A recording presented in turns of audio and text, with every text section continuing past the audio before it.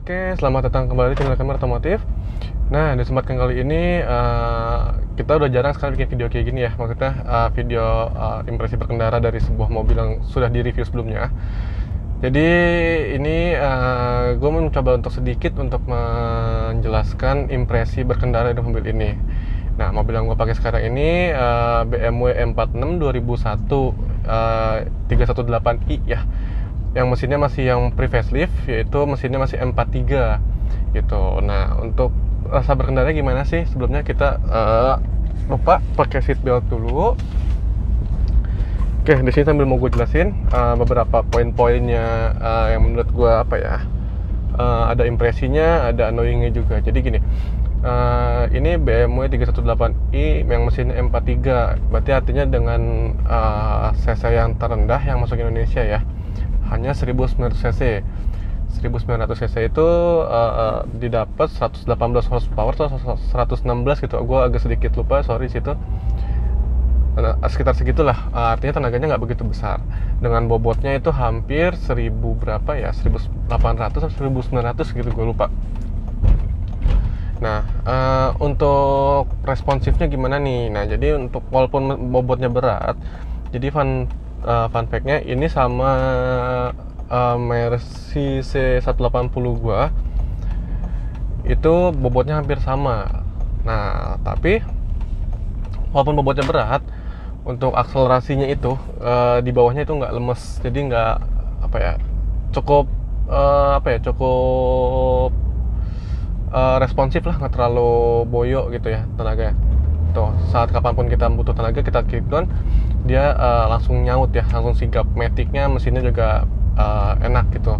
Dan Matic-nya juga walaupun tergolong mobil tua ya, jadi untuk Matic-nya lumayan smooth lah menurut gue gitu.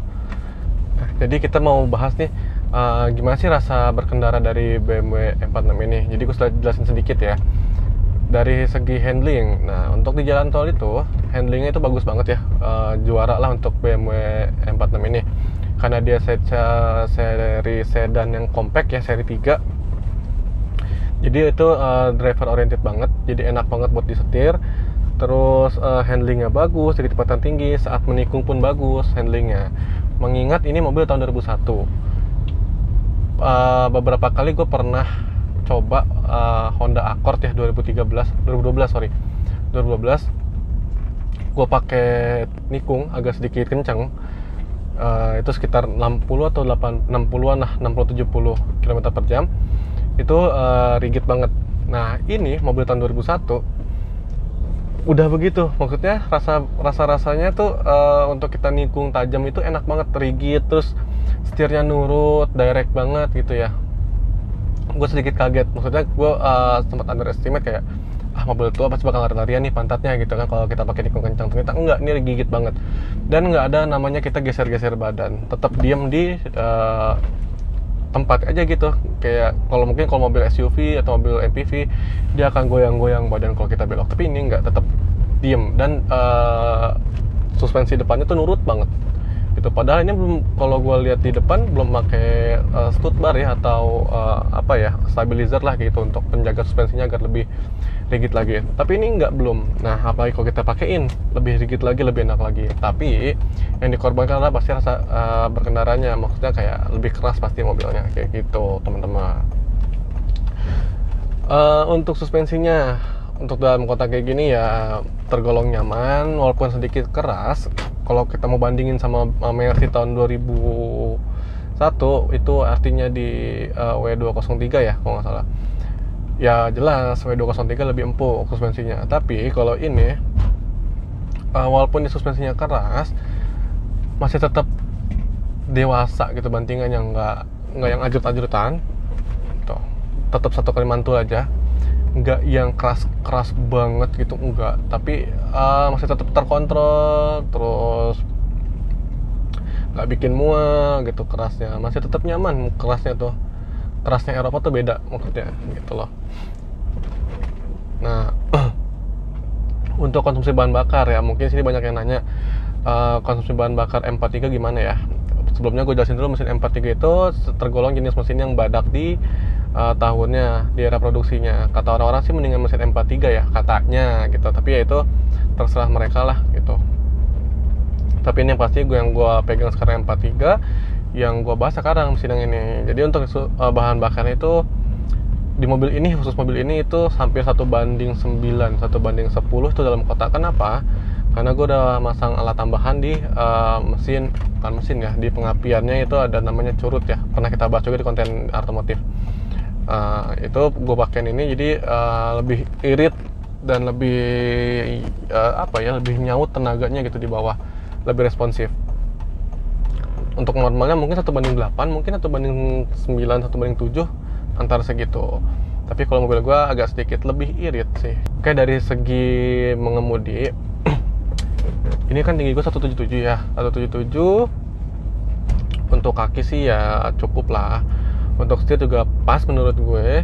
Terus untuk posisi duduknya sih agak sedikit aneh, gue sih agak sedikit bingung sama BMW. Jadi ya bisa kayak biasa, bisa maju mundur, reclining. Nah ini untuk naik turunin joknya bukan cuma sekedar kita pompa gitu, bisa kayak cuman bantatnya doang naik, sama jok-joknya juga ikut naik.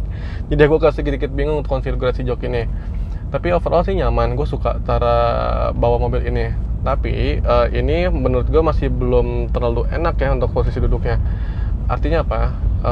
Mungkin di E30 gue pernah bawa mobil itu duduknya tuh enak ya, nyelonjor, santai gitu. Kalau ini nggak terlalu nyelonjor duduknya, jadi agak sedikit nekuk kakinya, agak kurang enjoy sebenarnya. Tapi nggak apa, dengan handling dan performa mesin dan suspensinya yang bagus, itu terobati semuanya.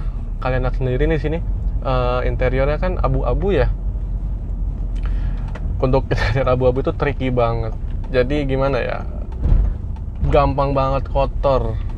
Jujur ini mobil agak sedikit mungkin untuk orang yang apik ya cocok ya, tapi kalau untuk orang yang jorok mungkin akan agak sedikit kerepotan untuk sedikit ngelap, kotor sedikit ngelap gitu. Karena ya ampun, kita cuman megang ini aja tuh, kalau tangan kita bener kotor itu bisa ngeplak banget gitu.